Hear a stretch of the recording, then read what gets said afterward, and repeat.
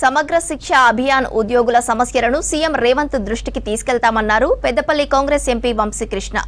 ఉద్యోగులు ఎవరూ ఆందోళన చెందాల్సిన అవసరం లేదన్నారు ఎంపీ. మంచిర్యాల జిల్లా కలెక్టరేట్లో సమ్మె చేస్తున్న సమగ్ర శిక్ష అభియాన్ ఉద్యోగస్తులను కలిశారు ఎంపీ వంశీకృష్ణ. తమ సమస్యలు పరిష్కరించాలని శాంతియుతంగా సమ్మె చేస్తున్నామని ఎంపీకి తెలిపారు. కొన్నేళ్లుగా సరైన వేతనాలు లేక ఇబ్బందులు పడుతున్నామన్నారు. గతంలో సమస్యలు పరిష్కరిస్తామని రేవంత్ రెడ్డి హామీ ఇచ్చారన్నారు. ఇప్పుడు ఆ హామీలను అమలు చేయాలని కోరారు ఉద్యోగులు.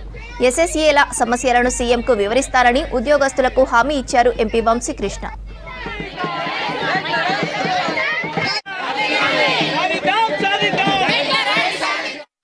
చేయండి, నాకు చాలా కష్టాలు అవుతున్నాయి, కనీస జీతాలు కూడా రావట్లేదని చెప్పి వాళ్ళు అప్పుడు కూడా వాళ్ళు బాగా చెప్పుకున్నారు.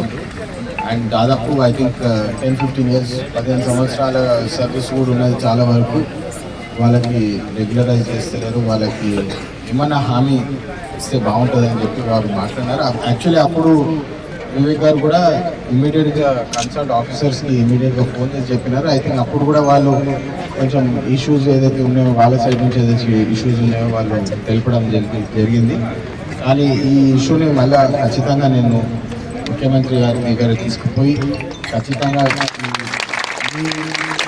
ఈ పోరాటం ఏదో ఖచ్చితంగా వారికి తెలియజేసేటట్టు చేస్తాను. వారికి రిక్వెస్ట్ కూడా చేస్తాను మీ తరఫున కనీస వేతనాన్ని చూసుకోవాలని చెప్పి, plus regularisation point of view కూడా ఏది జాగ్రత్తగా తీసుకుని, ఎందుకంటే చేసే పని సేవా కార్యక్రమం మైండ్ సెట్ ఉన్న పని.